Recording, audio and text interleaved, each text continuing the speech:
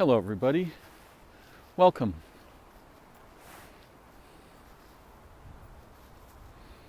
I've just been listening to Jacques Vallée talking with Marwa Eldouini in a very recent conversation that apparently took place in Paris.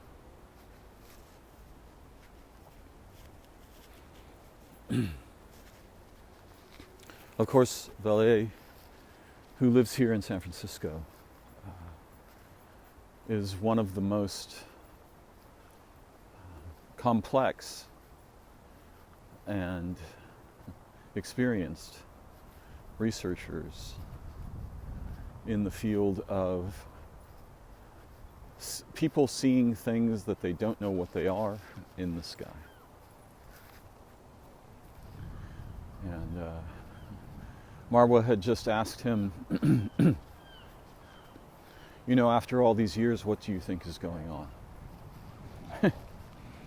And I'd be extremely surprised to hear Jacques say a simple answer. Oh, it's this. She presents him with some options, right? Do you think it's advanced technology from other worlds? Do you think it's our own aerospace companies playing with things we're unaware they possess? Is it religious experience? And Jacques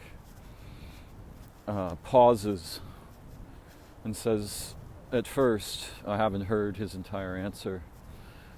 We really need multidisciplinary teams to study this. And very few people produce them. Although we might imagine that the Soul Foundation is working on that.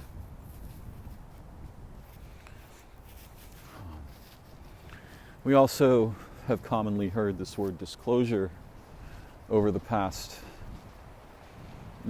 perhaps 2 years with increasing frequency.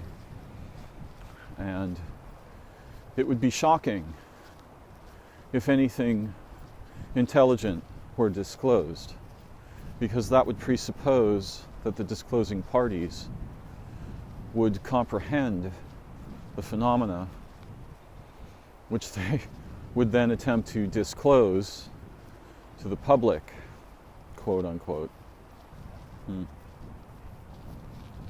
Seems wildly unlikely. In truth, we don't actually understand any phenomena. We don't understand a tree, a leaf, a stone, an insect. What we have are extremely provisional and or mechanical, i.e. function-based models, concepts, lexicons, so forth. And we are inclined, unless we pursue matters in a very deep, intuitive, relational, and intimate way, to substitute terms and concepts, models and maps for anything resembling actual understanding, though I think I prefer the word comprehension.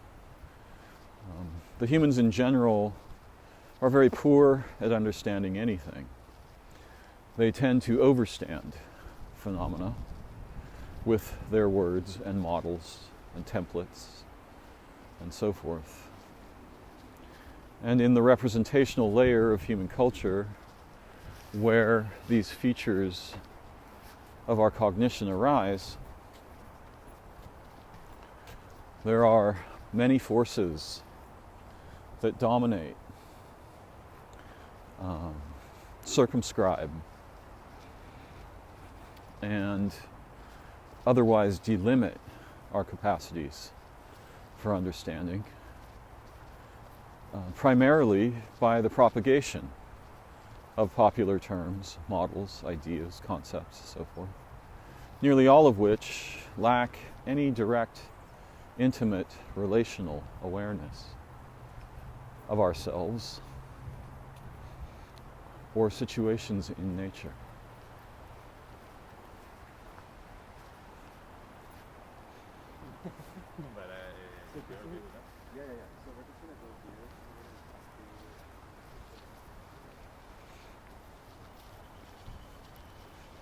As an intelligence artist, I study these matters with great enthusiasm, passion, curiosity, playfulness, and the capacity to keep many models or theories or concepts in mind simultaneously. I sometimes speak of this as rebubbleizing the manifold of identity, relation, origin, nature, function, meaning. Because what we are trained to do is collapse these manifolds into a single authoritative deliverable. We then present this as a kind of aha moment where we are inclined to feel victorious over the mystery and ambiguity of nature, which is intrinsic to nature.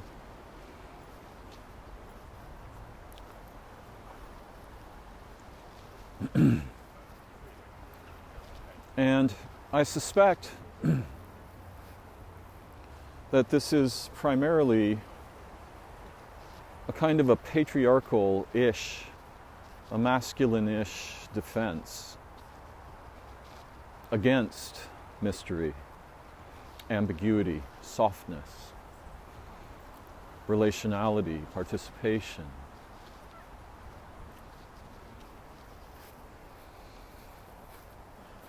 I hope it is clear to some of you who've been listening to me for some time now that phenomena do not have intrinsic identity or function. Without perceivers, and I don't mean human perceivers, without participants, there is no identity there. There are no characteristics, no functions, no relationships. And so our findings, our declarations and so forth, do in fact range over a continuum of veracity, reliability, and so forth.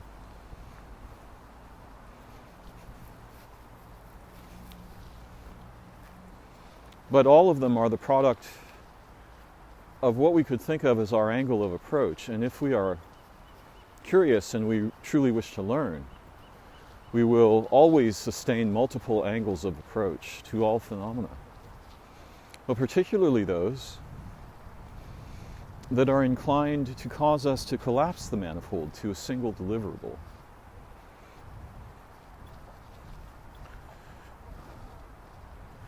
It's not really about getting it right,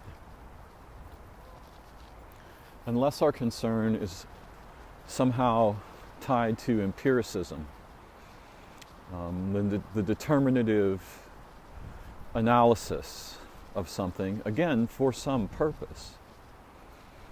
So it is our purpose, the spirit of our purpose, that produces our derivations. And even in empiricism, it is formally impossible to escape this. It's not even possible with machines, because the machines learn how to structure data from the observations of historical instructurings by humans. Yeah. There is no other place for them to learn it from.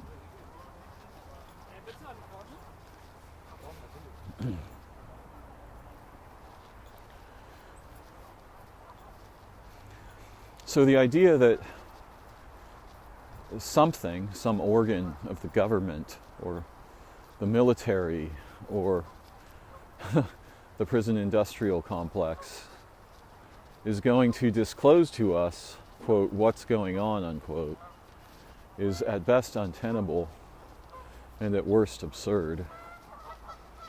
But minimal kinds of things could easily be disclosed. For example, that there are a range of phenomena in nature transcendental to our category trees, therefore impossible to fit into them, that are non-ordinary, profound, and definitely related to non-human intelligences, which are real. Real in the sense of existing and capable of producing effects in human bodies, minds, in natural situations, the atmosphere, the water, so forth. Humans are inclined to think of these as technological. This is a projection, and it's a devastating one. Organisms are non-technological unless we transform the meaning of this term to include them. And if we do so, we must very carefully distinguish between artificial technologies and, again, if we're going to use this term, biorelational technique. So it is possible that there could be a disclosure from the government, industry, the military prison industrial complex, and so forth, that, for example, they have intelligence related to these phenomena, which has been being gathered for at least 75 years in modernity.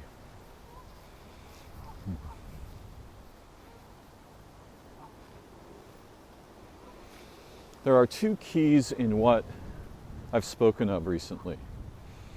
The first is that our awareness is like a manifold.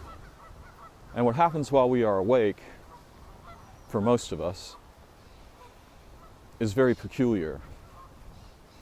That manifold collapses to something resembling a construct of stick figures. And you can think of a manifold as a bubble, a multi-bubble, right? Many bubbles of possible meaning, opportunity, threat, relation, origin, nature, identity, function, participation. And we are trained to collapse this manifold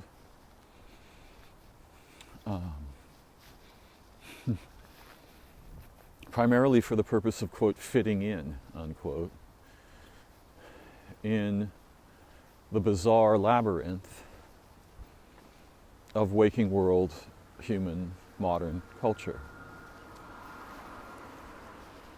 It's a very strange thing to do with the power of awareness. And once embedded, once instructured in our habitual interior activity, it's trenchant, domineering, lethal in the sense of both killing the spirit and of catastrophic forgetting. And this, I think, is the actual origin of what we imagine to be evil. But that's a topic for another talk, another walk. So what happens in dreaming is the manifold is rebubbleized constantly. And dreaming experience, also visionary experience, healing experience, therapy, massage, so forth, all these things, they are ways of unstick figuring, right?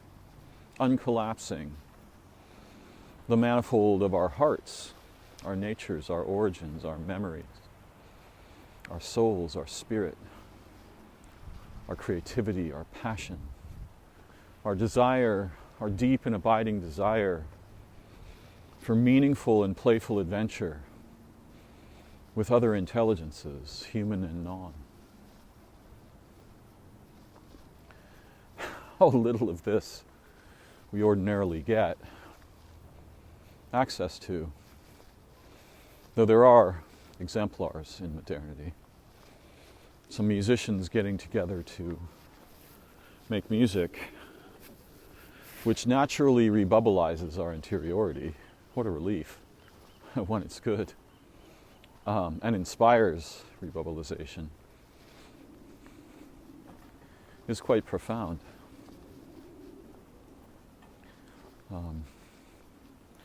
People who care for each other and are not merely trapped in their habitual collapsings, when they join together in any endeavor, natural rebubblization starts to happen, unless the scene is being dominated by the scions of the stick figures.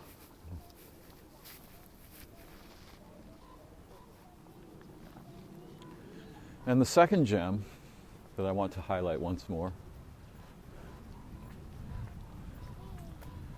is the power of purpose in awareness.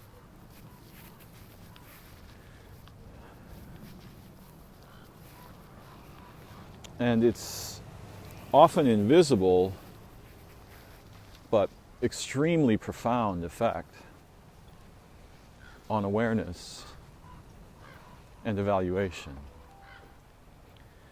Now, when I say evaluation, I don't just mean something resembling clinical or mathematical or physical analysis. We are constantly engaged in a vast library of evaluative behavior. Mostly we are unconscious of this. We are consistently motivated by three fundamental pivots in our awareness: ambiguity, vigilance, and prediction. And these functions are largely subterranean to our awareness until and unless we begin to pay close attention to what attracts our attention and how we relate with it, what we make of it. A different purpose in awareness, held sovereign or sacred,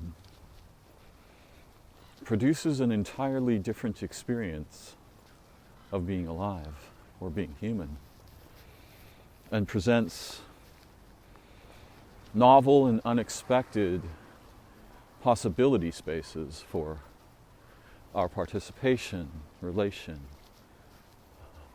creativity, discovery, play, anamnesis, right? Unforgetting.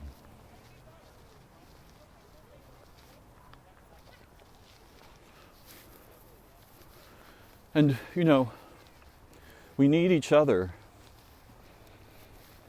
It's crucial to remind one another, to resurrect the spirits of those terms I recently enumerated. Yeah. We need each other.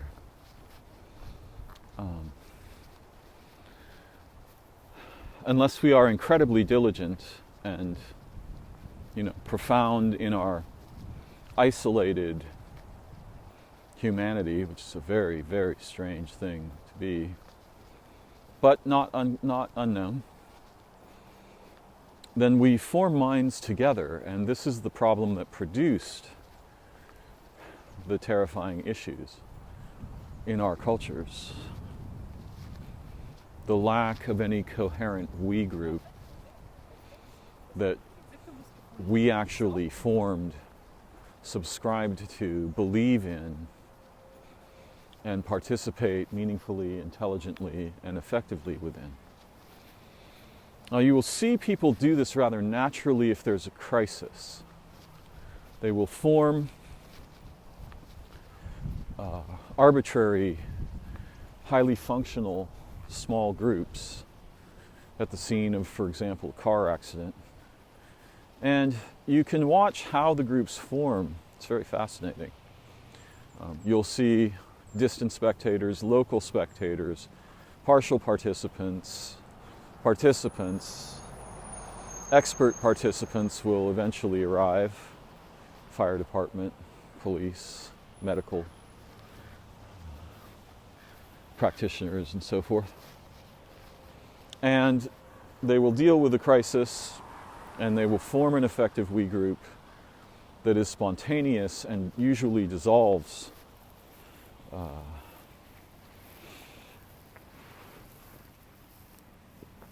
shortly after the critical localization of a problem has been addressed.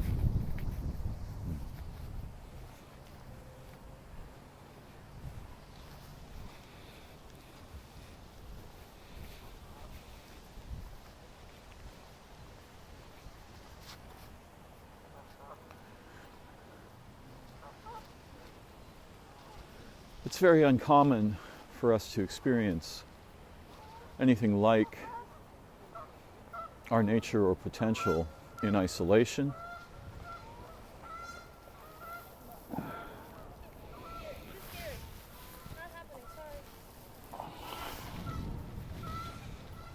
Or if we are entangled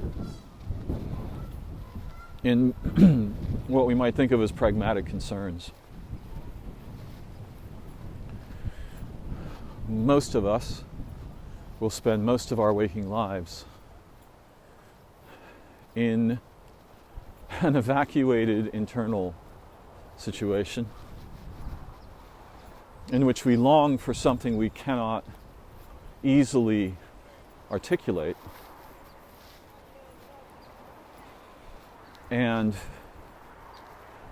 that longing produces a variety of defections and actings out, so that we binge on food or play video games or use drugs or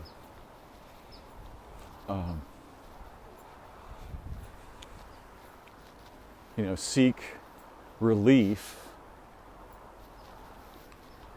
from these structured absences within us that are echoed in the structured absences of communal humanity that we call our government and corporations and the military and the prisons and so forth.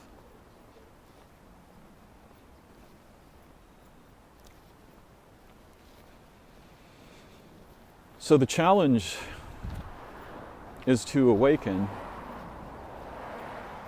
to purposes that enrich our moment-to-moment experience and return some of the faculties native to our dreaming minds to our waking experience.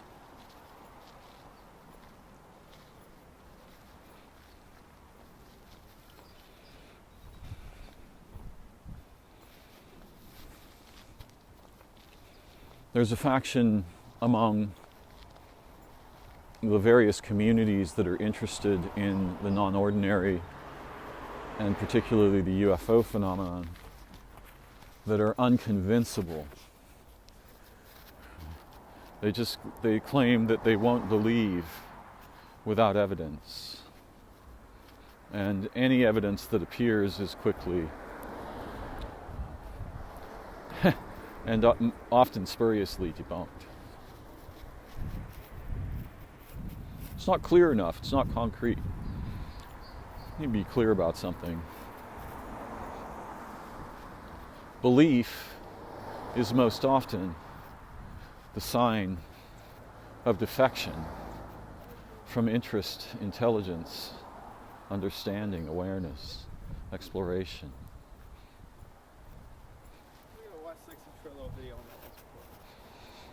I'm not very interested in beliefs. And I don't care about people who don't believe things.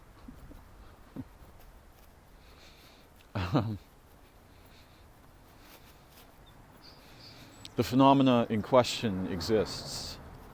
Its nature has many different branches, some of which could resemble more or less normative ideas of beings visiting the earth from other worlds. However, again, we lack any foundational understanding of even the most basic phenomena in nature. We humans have zero understanding of these things. And our representational systems are not concerned with understanding. They are primarily concerned with dismissing ambiguity so that we can lower our vigilance and return to foraging and sex and so forth. This ambiguity, vigilance, prediction thing is the third key. If you pay careful attention to what activates your vigilance, it will always be ambiguity. Right? There's nothing else to activate it. An interruption in the in the normative ability to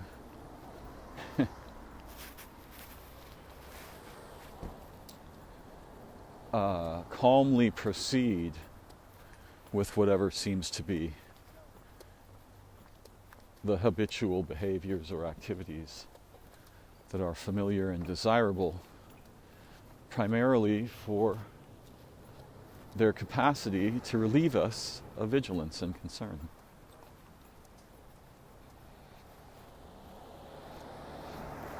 Everything about science is prediction. It's all concerned with the ambiguity of nature.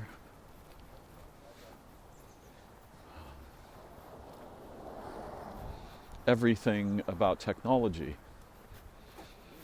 involves the reduction of ambiguity to produce consistently expectable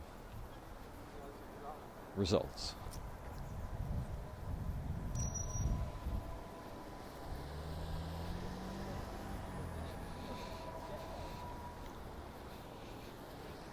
So these three pivots, ambiguity, vigilance, and prediction, underlie most of what we do and the systems with which we have become involved, and by which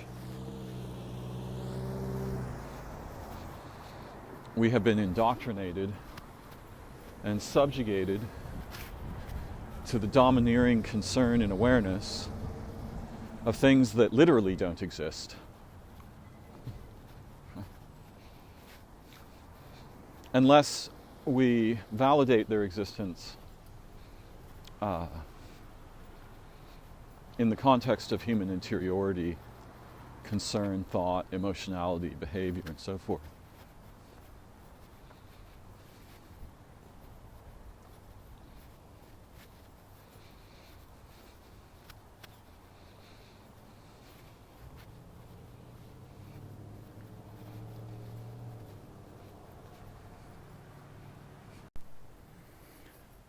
The desire to evict ambiguity is the primary source of representational analysis, evaluation, and so forth. And I'd like to suggest that we have this backwards, because to experience intimacy and actual understanding, we must resist the collapse of the manifold of awareness and our habitual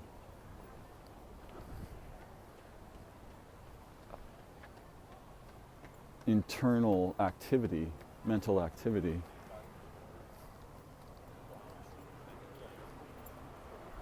whose primary goal is determination.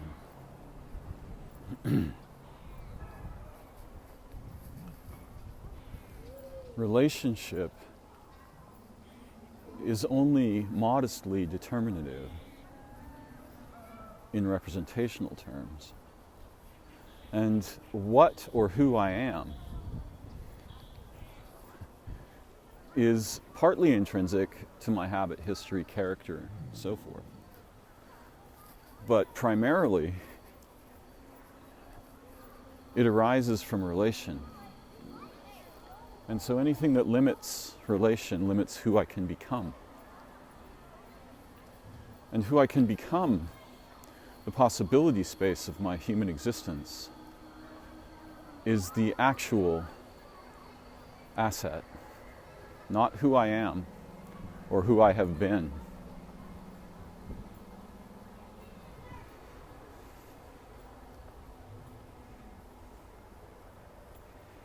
So we must learn to encourage each other to embrace the possibility space of our awareness, our beingness, our organismality, our animality, our humanness, our identities.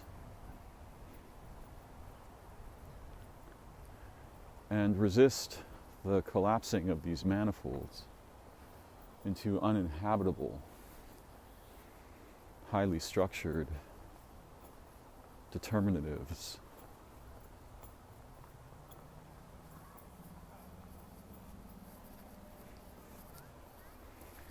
Joy and play, wonder and awe, creativity and love.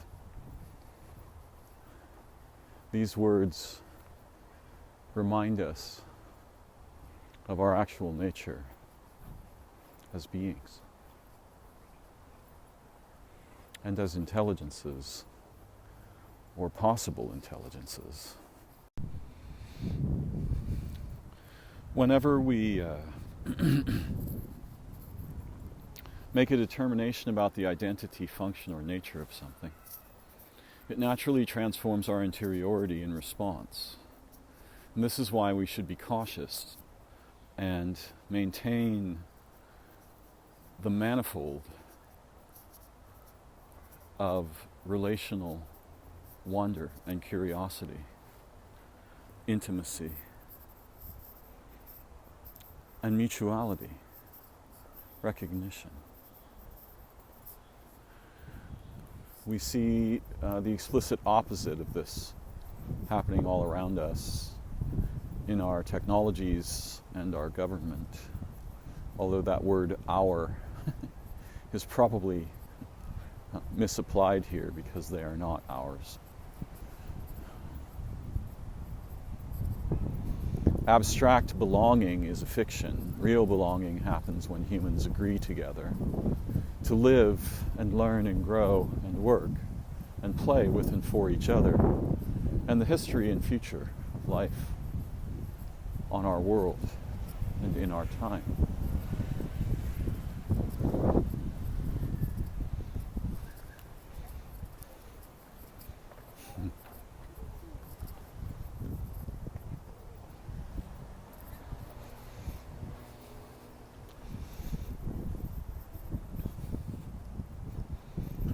I am continually astonished as I grow older that my capacity for insight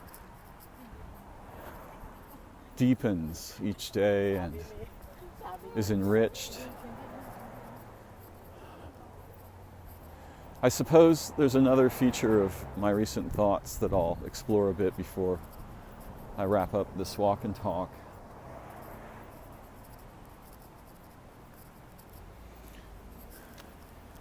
Which is that, and it's again not the only way to see it, I almost always have 3 or 5 approaches, and I prefer that to a single one that dominates. But most of what is important in our lives is prohibitory, and this is why strange things like laws and rules and so forth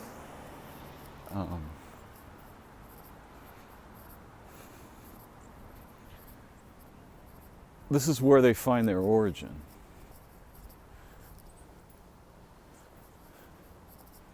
I can say on the one hand, rebubblize the manifold of your awareness, thought, concern, and purpose. Or I can say, beware of its collapse. But most of what is truly important about being human, to preserve the possibility space, is to resist the inaction of defection from our natural interiority into fictions and functions and factions and fury. As a longtime student of Tai Chi, and I don't claim to be an expert, frankly I still consider myself a neophyte, but it's absolutely clear that rigidity in the body is catastrophic. And most of the arts involve the relaxation of the body, awareness, and our critical faculties particularly,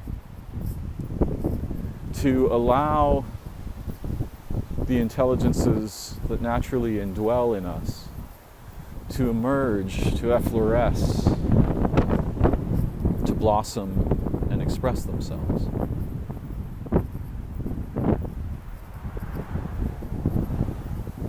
Alfred Korzybski, a brilliant and insane person,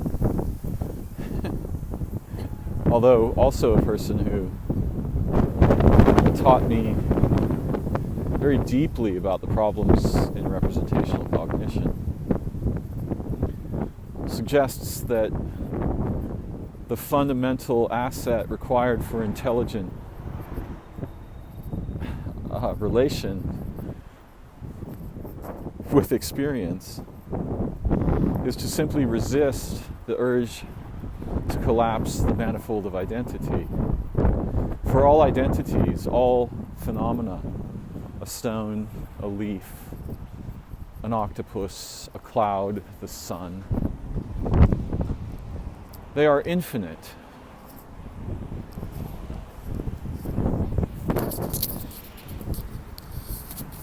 There's going to be a lot of wind on this recording. Didn't realize my wind buffer had fallen off.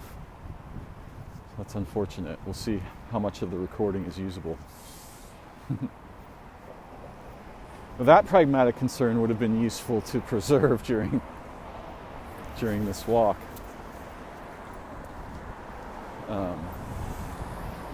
But I suspect that those of you who are interested enough will put up with the problem. My dear friend Sarah Janes, absolutely brilliant avatar of the dreaming intelligences, describes an experience where she wanted to discover if she could dream while she was awake. And to begin that process, she merely did what Alfred recommends,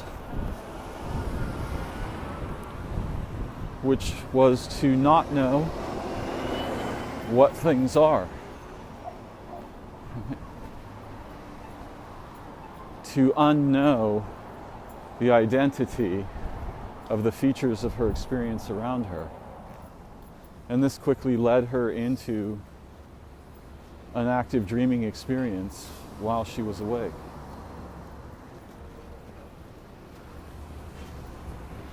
It's very profound.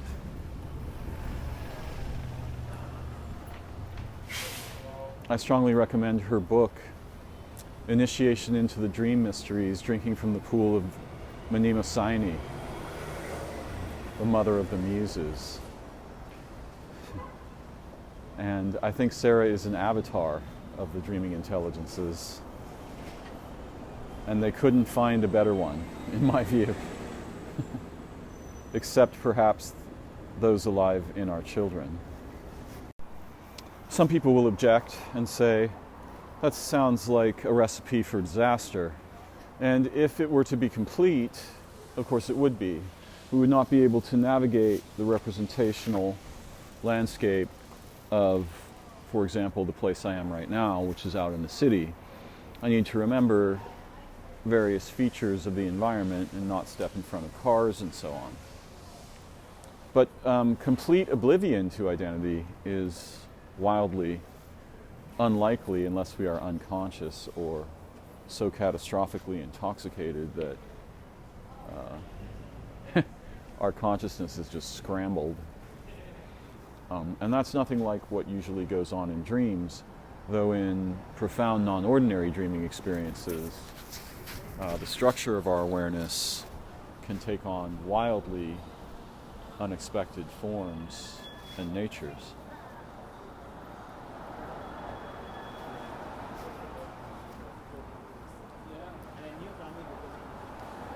Obviously, if we're going to experiment with waking dreaming, we're better off in an environment where the threat level is relatively modest. Although if I remember correctly, Sarah's story involved her being on a train, one of her stories.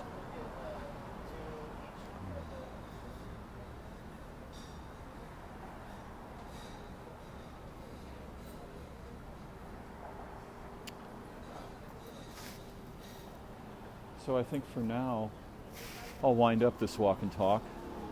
I'm very grateful for those of you who listen and reflect on